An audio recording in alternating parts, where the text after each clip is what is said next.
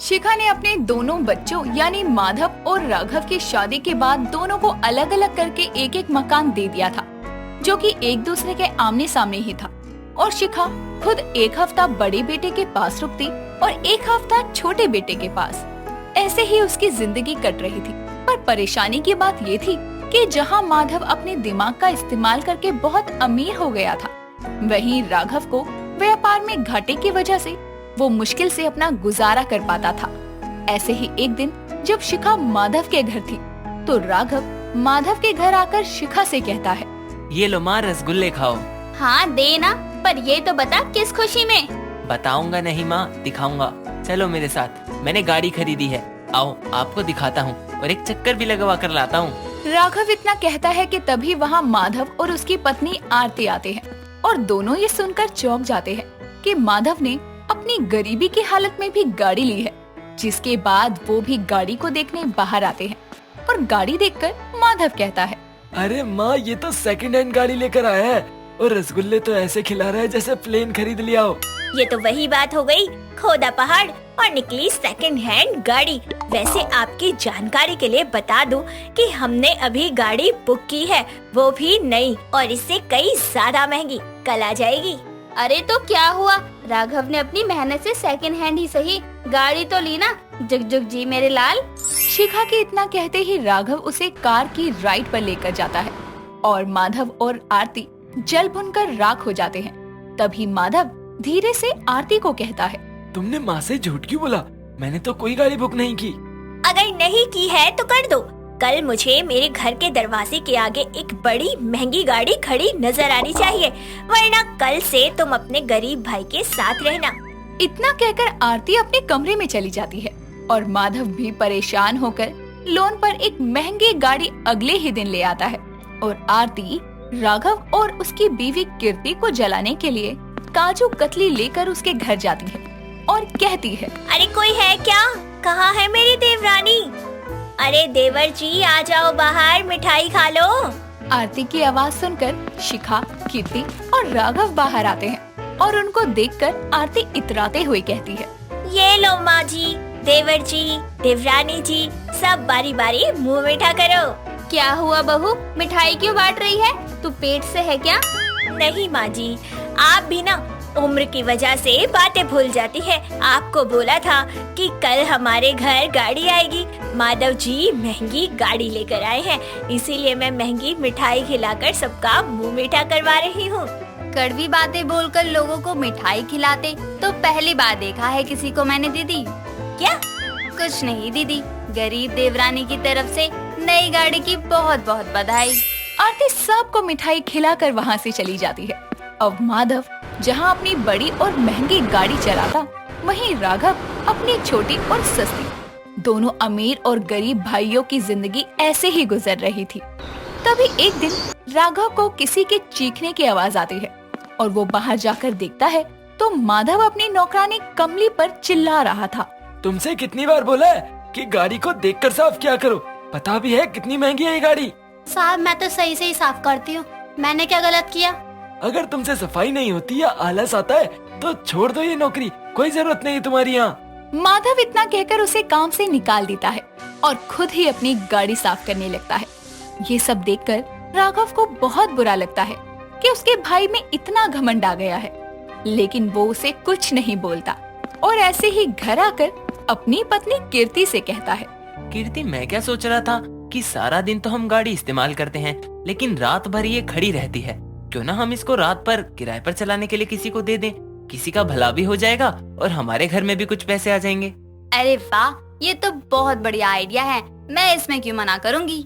कीर्ति, मैं ये सोच रहा था कि कमली को भैया ने काम से निकाल दिया है। अगर मैं उसके पति को गाड़ी चलाना सिखा दूं और वो ये गाड़ी रात को चला ले तो उन लोगों का घर चल जाएगा।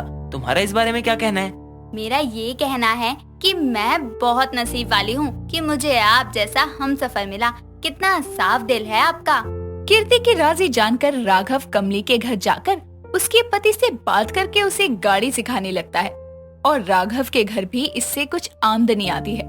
वहीं दूसरी तरफ माधव और आरती आए दिन अपनी गाड़ी लेकर जगह जगह घूमते, लेकिन शिखा को अपनी गाड़ी में कभी नहीं बिठाते। ऐसे ही एक दिन जब शिखा माधव के घर थी तो उसे अचानक से दिल में तेज दर्द उठता है और वो माधव और आरती को बुला कर कहती है, मेरे सीने में बहुत दर्द हो रहा है और मुझसे बर्दाश्त नहीं हो रहा, मुझे हॉस्पिटल ले चलो। ये सब हमारी नई गाड़ी में बैठने के लिए नाटक कर रहे हैं। मैं बताती हूँ इनको कैसे बैठते हैं। अरे माँ जी, गैस का दर्द होगा तो मैं आपको दवाई दे देती हूँ, ठीक हो जाएगी। हाँ आरती, इनको कोई गोली दे दो। क्या यार, इनकी तो आदत ही हो गई है, हर 4 दिन में कभी यहाँ दर्द है कभी वहाँ। अरे माधव, मुझे सच में बहुत दर्द हो रहा है और अब सहन नहीं हो रहा, मुझे अस्पताल ले चल या मेरे बेटे राघव को बुला दे। ओहो, उनको क्यों बुला रही हो? देवर जी ने क्या डॉक्टरी की पढ़ाई की है जो उनकी आते ही आप ठीक हो जाएंगी? उसे बुला दो, क्योंकि तुम दोनों तो मेरी सुनोगे नहीं, और वो होता तो मुझे कभी इतने दर्द में नहीं देखता, अब तक अस्पताल ले जाता। इतना कहकर शिखा उल्टी कर देती है। ये सब देखकर आरती माधव के कान में धीरे से कहती है, जरूरत नहीं है माँ जी को अपनी नई गाड़ी में हॉस्पिटल ले जाने की। देखो उनको कैसे गंदे तरीके से उल्टियाँ हो रही है, सारी गाड़ी गंदी और बदबूदार हो जाएगी। पर वो माँ है मेरी। अरे बीवी हूँ मैं आपकी, ये तो कुछ सालों में चली जाएंगी, रहना तो तुमको मेरे साथ ही है, आई बात समझ में? माधव शिखा से कुछ बोलने को होता है कि आरती बीच में बोलती है, माँ जी गाड़ी से जाएंगे तो ट्रैफिक होगा, मैं एम्बुलेंस बुला लेती हूँ, जल्दी हो जाएगा, रास्ते में कहीं रुकेंगी भी नहीं। आरती इतना कहकर एम्बुलेंस को कॉल कर देती है और माधव घर से बाहर जाकर एम्बुलेंस का इंतजार करता है कि तभी उसे परेशान देखकर वहाँ रोड से अपनी गाड़ी में गुजर रहे राघव और कीर्ति उसके पास आते हैं और राघव कहता है, क्या बात है भाई, इतने परेशान क्यों हो, क्या बात है? बताइए ना जेठ जी, शायद हम आपकी कोई मदद कर पाएं।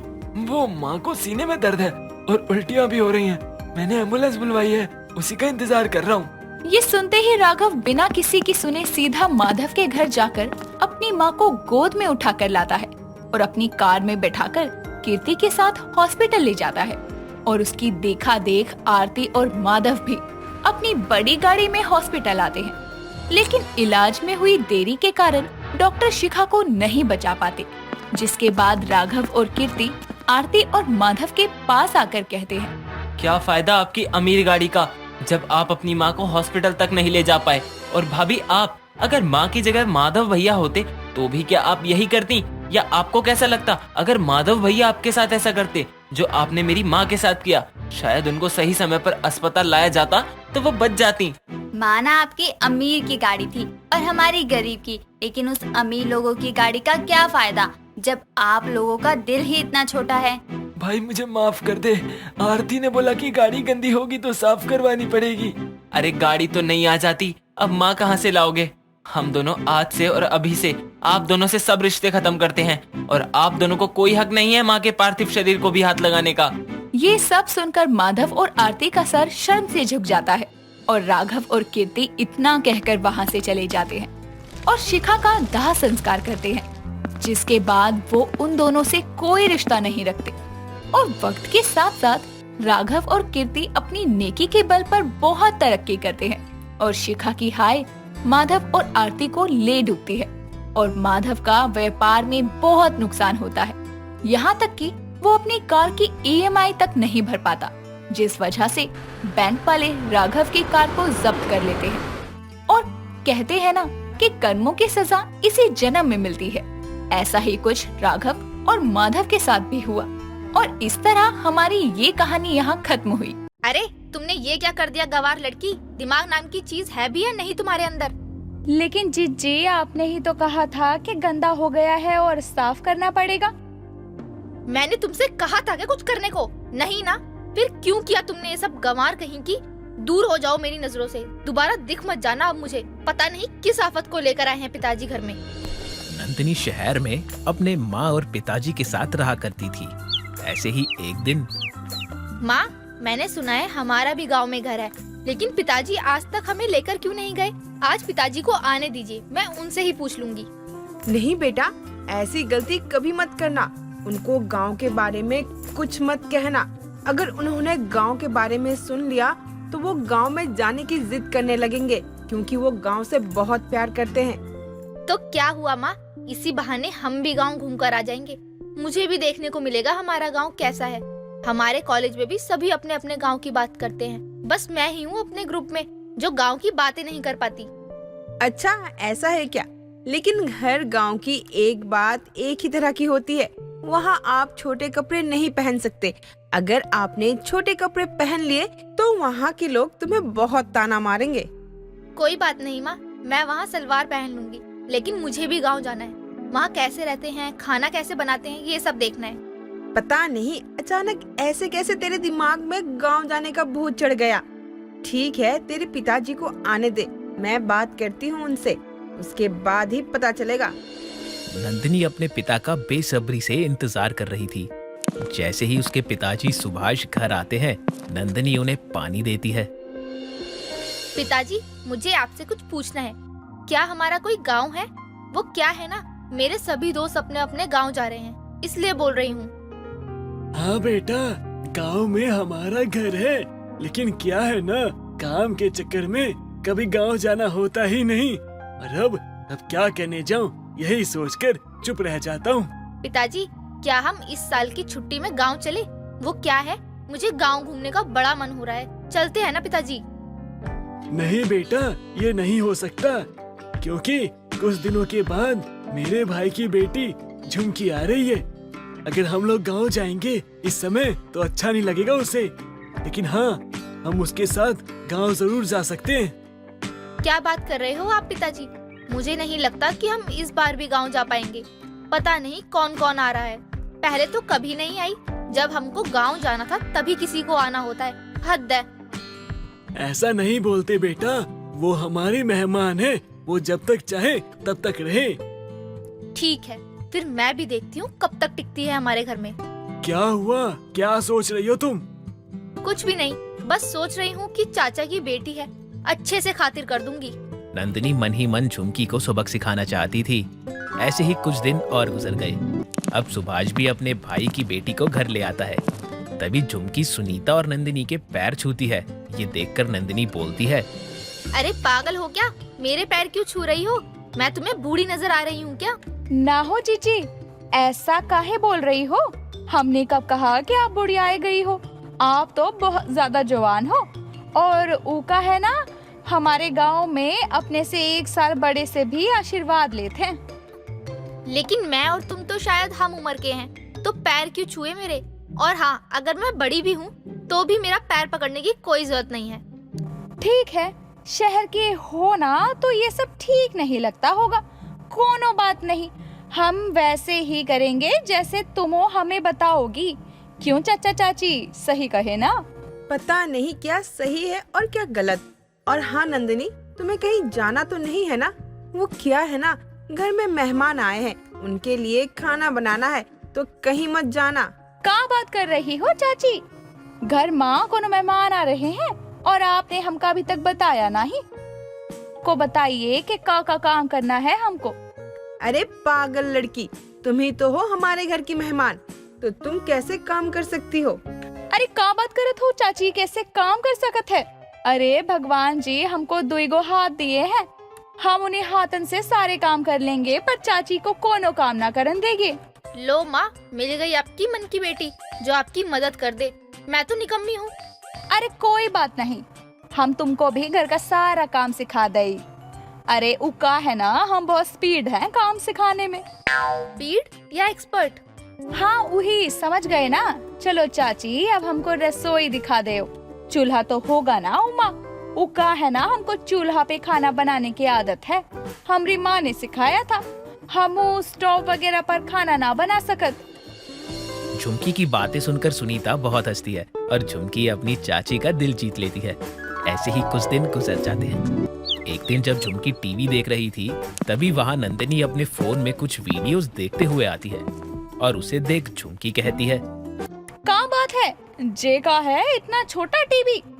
अरे वाह, हमको भी शायद ऐसा ही टीवी लेना पड़ेगा। किधर भी चलते चलो और देखा चलो। ट्यूबलाइट कहीं की, ये फोन है, टीवी नहीं। कुछ भी बोलती है गवार कहीं की। तुम्हारे गांव में किसी के पास फोन नहीं है क्या?